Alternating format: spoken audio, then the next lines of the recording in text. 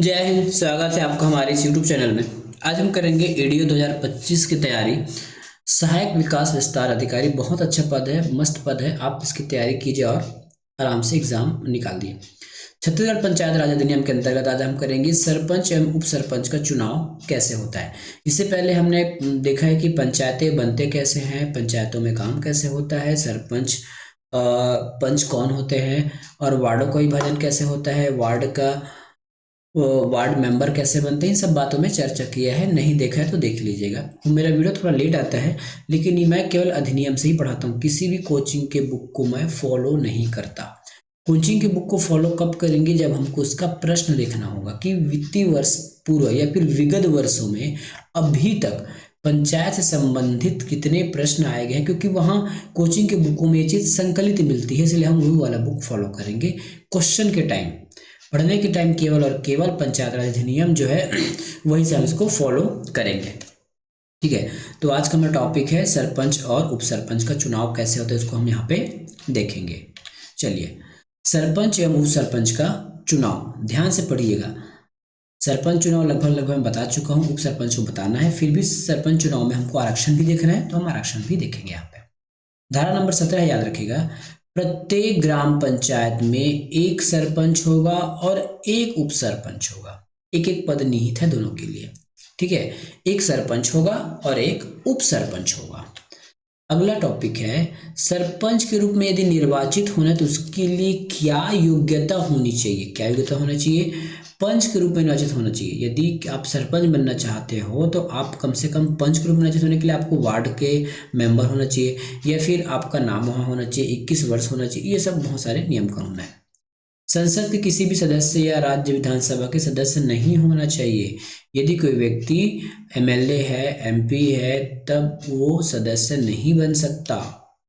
सहकारी समिति के अध्यक्ष या उपाध्यक्ष भी नहीं हो सकता, न विधानसभा के न लोकसभा के। न सरकारी समिति के अध्यक्ष उपाध्यक्ष भी नहीं हो सकता यदि आपको सरपंच बनना है तो। यदि सरपंच का चुनाव करना है, लड़ाना है, तो आपको अध्यक्ष पद छोड़ना पड़ेगा और उपाध्यक्ष का पद भी छोड़ना पड़ेगा। ग्राम पंचायत के क्षेत्र में मतदाता सूची में आपकी सबसे पहले तो नाम होने चाहिए। यदि आप ऐसा नहीं कि यदि आप अन्य गांव के सरपंच हैं अपने गांव में जाके खड़े हो गए, ऐसा नहीं होगा। वहां की मतदाता सूची में आपकी नाम होना चाहिए। इनकेस आप उस गांव के व्यक्ति हो तभी आप निर्वाचन लड़ पाएंगे सरपंच के रूप में। अगला क्या है? सरपंच का धारा वही 6। अगला टॉपिक है सरपंचों की संख्या का आरक्षण। अब हम इसमें आरक्षण देखेंगे कि इसकी आरक्षण क्या होगी। तो इसका जो आरक्षण है जनपद के जनसंख्या के हिसाब से होता है। अब इसको हम यहाँ देखेंगे। ब्लॉक के भीतर ग्राम पंचायत में अनुसूचित जाति, अनुसूचित जनजातियों सरपंच की कुल संख्या का वही अनुपात होगा जो ब्लॉक में अनुसूचित जातियों और अनुसूचित जनजाति संख्या की है।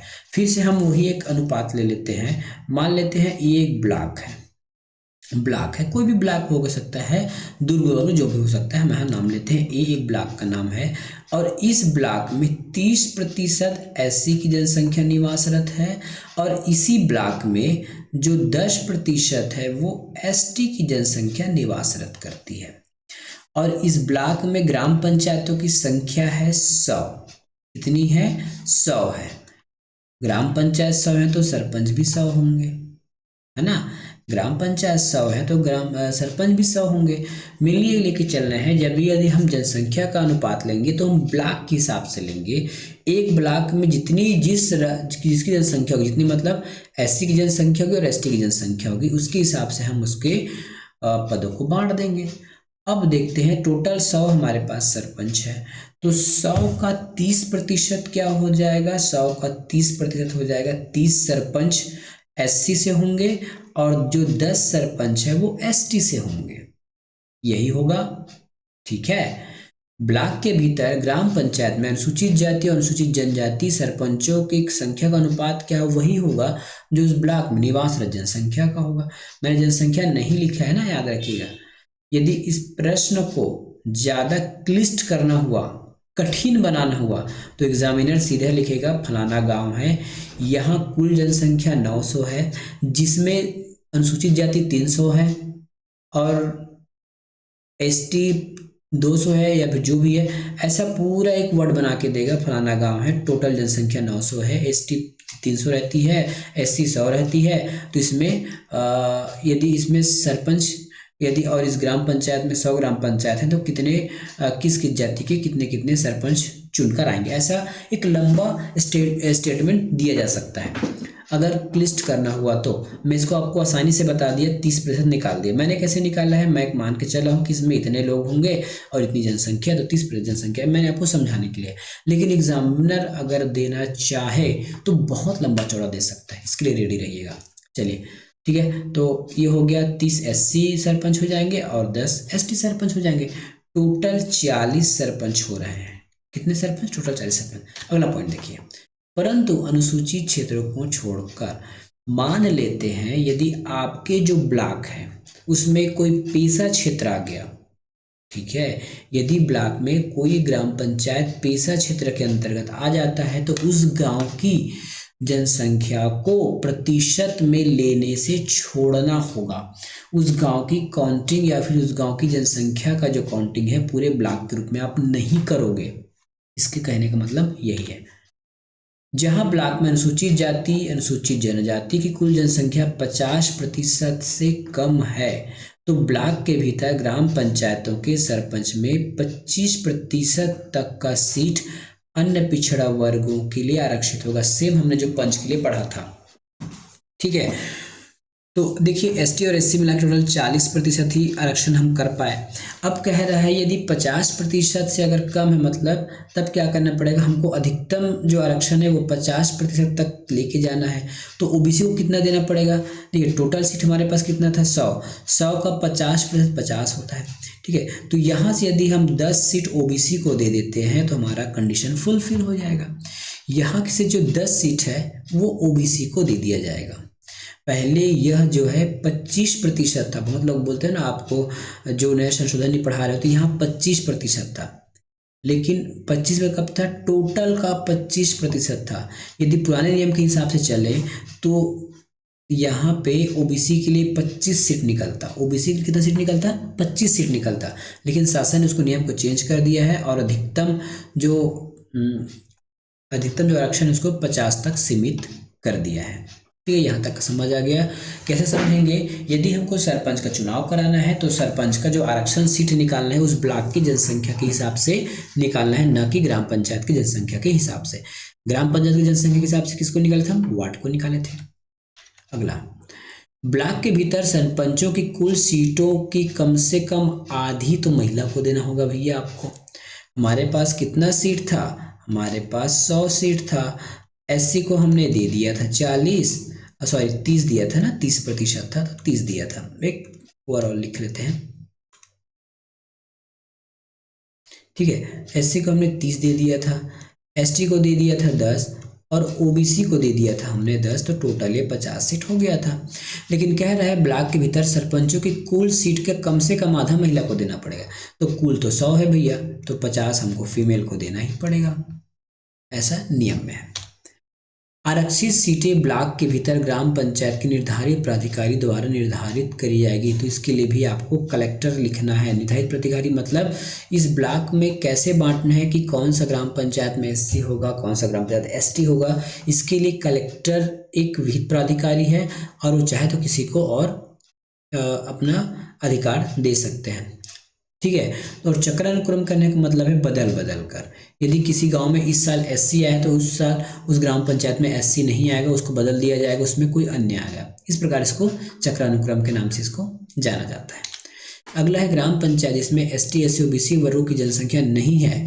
कोई ग्राम पंचायत हो सकता है भाई, तो लॉट निकालते समय क्या होगा, उस गांव को आरक्षण से बाहर रखा जाएगा। सिंपली ये कहा गया है, मान लेते हैं आपको 30% गांव, तो मतलब 100 में 30 गांव तो ऐसे हैं जिसको आपको एससी बनाना पड़ेगा। इसके लिए आपको लॉट निकालना पड़ेगा, ठीक है, इसके लिए लॉट निकालना पड़ेगा। तो लॉट इस प्रकार से बर्तन में कुछ टिकट रख के निकाला जाता है। मान लेते हैं कोई एक गांव है जहाँ पे एससी की जनसंख्या है ही नहीं है जनगणना के अनुसार, तो उस गांव की पर्ची को भैया उसमें मत डालना। पता चला वही निकल गया तो फिर उस गांव में तो एससी है ही नहीं, फिर कौन लड़ेगा चुनाव, फिर सीट खाली चला जाएगा। इससे बचने के लिए जिस गांव की या फिर जिस एरिया के आपको निर्वाचन करना है, यदि ओबीसी नहीं है तो ओबीसी को हटाओ, एससी नहीं तो एससी को हटाओ, ठीक है, उसकी पर्ची इसमें नहीं डालना चाहिए। इन शॉर्ट ये कहा जा रहा है हमारे पास 100 पर्ची में से पूरे 100 पर्ची को इसमें डालेंगे, क्योंकि हमको 30 पर्ची निकालना है एससी के लिए, एक मोटा मोटा मान लेते हैं। और कोई ऐसा गांव है जिसमें एससी है ही नहीं, मान लेते ये गाँव, ये वाला गांव ये है, तो इसको बाहर कर दो पहले, ये इस डिब्बे में इस गांव का पर्ची नहीं रहेगा, ताकि गलती से भी वो गांव एससी आरक्षित ना हो पाए। बस यही लिखा गया और कुछ नहीं है इसमें। अगला देखते हैं। अब उप सरपंच के चुनाव को हम देखते हैं। विहित प्राधिकारी प्रत्येक चुनाव के पश्चात यथाशीघ्र उप सरपंच के चुनाव के प्रयोजन के लिए निर्वाचित पंचों और सरपंचों की बैठक बुलाता है। इसके लिए विहित प्राधिकारी आपका क्या हो जाएगा जी, विहित प्राधिकारी हो जाएगा सचिव, ठीक है। ग्राम पंचायत के मामला है ना, तो ग्राम पंचायत में विहित प्राधिकारी हो जाएगा सचिव। जैसे सचिव को लगा, मतलब क्या लगा सचिव को, कि हमारे सरपंच साहब चुन लिए गए हैं, ठीक है, और जितने भी वार्ड मेंबर थे ये भी चुन लिए गए हैं, तो अब सचिव महोदय जो है एक बैठक बुलाएगा, ठीक है। क्या बुलाएगा, बैठक बुला, किसकी बैठक, पंच और सरपंच की बैठक बुलाएगा। तो एक बैठक आ गया इस प्रकार से। अब बैठक में ये सचिव महोदय बोलेंगे भैया सरपंच का चुनाव तो हमने कर लिया है ना, अब आप जितने पंच हो उनमें से कोई एक पंच बन जाओ। पंच बन जाओ मतलब पंच के लिए आप अपना नाम नामांकन दे सकते हैं, या फिर सलाह मशवरा करके कोई एक बन जाओ, या फिर आपको लड़ने की इच्छा है तो जैसा चुनाव हुआ था वैसा आपका भी चुनाव करा दिया जाएगा, जितने लोग आप खड़े हो गए। समझ गए। तो विहित प्राधिकारी प्रत्येक चुनाव के पश्चात उप सरपंच के चुनाव के लिए एक निर्वाचन की समीक्षा, एक निर्वाचन हेतु पंच और सरपंचों की बैठक बुलाता है। उस बैठक में पंच सरपंच चुना जाएगा, है ना, पंच चुना गया, उप सरपंच भी चुना, अब यहाँ पे उप सरपंच चुना जाएगा। अब पंच सरपंच और उप सरपंच के चुनाव के बाद प्रथम बैठक होता है, याद रखिएगा, चुनाव के बाद प्रथम बैठक होता है, उसके पहले बैठक नहीं होता। जब तक पंच सरपंच आप चुनोगे नहीं तब तक वो प्रथम बैठक कैसे करोगे, ठीक है। तो कौन बुलाता है, सचिव बुलाता है। कौन सचिव, ग्राम पंचायत के, यहाँ विहित प्राधिकारी लिखा है ना, तो यहाँ पे आप लिख लीजिए सचिव जो है ग्राम पंचायत का वो बैठक बुलाता है उप सरपंच के चुनाव के लिए। यहाँ जो उप सरपंच का चुनाव का जो प्रोसेस है वो एकदम सेम तरीका है, कोई अलग नहीं है। मान लेते हैं यहाँ 1 2 3, ये 3 लोग चाहते हैं कि मैं उप सरपंच बनूं, तो ये 3 लोग क्या करेंगे, अपना नामांकन दर्ज करेंगे, नामांकन भरेंगे कि हमको पंचायत का, और ये उसी दिन होगा ना, एक ही दिन में सब हो जाएगा, अलग अलग दिन नहीं होगा, एक ही दिन में हो जाएगा। ये 1 2 3 के अपना नामांकन किए, और यहाँ जो भी पीठासीन अधिकारी होंगे उस दिन के लिए लगभग वो एसडीएम वगैरह ही रहते हैं। देखिए सचिव का काम केवल और केवल बैठक बुलाना है, पीठासीन अधिकारी का, वो पीठासीन अधिकारी नहीं बन सकता वो, है ना, इसके लिए आपका एसडीएम हो गया या फिर तहसीलदार है, नायब तहसीलदार वगैरह है, यहाँ पे इसको बैठाया जाता है। तो ये क्या होंगे, 3 लोग अपना नामांकन भरेंगे, भाई हमको उप सरपंच की चुनाव करना है, तो ये 3 लोग अपना नामांकन भरेंगे। इन 3 लोग को या तो इनको कोई छाप दे दिया जाएगा या फिर इसको नाम दे दिया जाएगा। बाकी जो जितने जो भी पंच है वो इन तीनों में से, अब इनका क्या बन जाएगा, एक मत पत्र बन जाएगा कुछ इस प्रकार से। अब इसमें छप्पा लगाते जाओ भाई, एक बार, जैसे अभी जो इलेक्शन कराया है ना, सेम इलेक्शन इसमें भी हो जाएगा, छप्पा लगाते जाएंगे, जो जिसका बहुमत होगा उसको उप सरपंच बना दिया जाएगा। यहाँ भी सब प्रक्रिया सेम है, आप नामांकन करेंगे, नाम वापसी भी कर सकते हैं, ठीक है, नाम वापसी कर देंगे। नाम वापसी नहीं करेंगे तो इसके लिए एक मत पत्र छपेगा, उस मत पत्र में पीठासीन अधिकारी साइन करेंगे, उसके बाद एक बॉक्स आएगा इस प्रकार से, इसको क्या कहते हैं, मत पेटी कहते हैं, मत पेटी आएगा। इस मत पेटी में जितने भी 14 लोग होंगे या 15 लोग होंगे, जो भी पंच होंगे, इंक्लूडिंग वो जो खड़े हैं वो भी वोट करेंगे ना अपने के लिए, तो सब मिलकर वोट करेंगे, और जो ज़्यादा मतों से पाएगा उसको उप सरपंच घोषित कर दिया जाएगा। अब इसके लिए कुछ नियम कानून क्या है ये देख लीजिए। ग्राम पंचायत तथा कथित बैठक में अपने निर्वाचित सदस्यों में से एक उप सरपंच चुनेगी, अभी हमने बात किया है। यदि ग्राम पंचायत का सरपंच अनुसूचित जाति, अनुसूचित जनजाति या फिर अन्य पिछड़ा वर्ग से संबंधित नहीं है तो उप सरपंच का चुनाव ऐसी जाति, जनजाति, पिछड़े वर्ग से किया जाएगा। यहाँ पे थोड़ा आपको देखिए, अभी हमने सरपंच के आरक्षण के बारे में बात किया कि एसटी एससी ओबीसी वाला, उप सरपंच में ऐसा कोई खास नहीं है, बस इतना ये है, यदि आपका जो सरपंच है उस गांव का, संबंधित ग्राम पंचायत का सरपंच यदि एसटी एससी या ओबीसी से नहीं है ठीक है, एसटी एससी या ओबीसी से नहीं है तो उप सरपंच को एसटी एससी और ओबीसी से आना ही पड़ेगा। क्या कहा मैंने? यदि सरपंच एसटी एससी ओबीसी भी आरक्षित होकर नहीं आया है तब क्या होगा, उप सरपंच को एसटी एससी ओबीसी से ही लेना पड़ेगा। मतलब इन केस में जो पंच एसटी एससी से चुनकर आए हैं वही लोग प्रतिभागी हो सकते हैं, एक ऐसा केस है। लेकिन सरपंच जो है एसटी एससी ओबीसी से आ चुका है तो सरपंच उप सरपंच के लिए कोई भी कास्ट का बन सकता है। मतलब उसमें कोई जरूरी नहीं है कि एसटी एससी बनेगा, जनरल भी बन सकता है। ठीक है, ऐसा कोई इसमें फिक्स नहीं रखा गया है। ठीक है, तो इतना बातें आपको ध्यान रखना है। यदि सरपंच या उप सरपंच संसद के किसी भी सदन के सदस्य बन जाते हैं, मतलब विधायक बन गए, लोकसभा के सदस्य बन गए, सहकारी समिति के अध्यक्ष या उपाध्यक्ष बन जाते हैं तो ये समझा जाएगा कि अपना पद रिक्त कर दिया। इसका मतलब ये है कि कोई व्यक्ति तत्काल में सरपंच पद पर है या उप सरपंच पद पर है ना, और सरपंच पद पर रहते रहते यदि वो विधायक बन गया, लोकसभा का सदस्य बन गया, संसद बन गया, ठीक है, किसी सहकारी समिति का अध्यक्ष या उपाध्यक्ष बन गया, तब बनने के बाद जिस दिन से वो बन गया है अध्यक्ष उपाध्यक्ष या विधायक या संसद, तब की स्थिति में उसका पद रिक्त माना जाएगा। सरपंच और उप सरपंच के केस में है ये।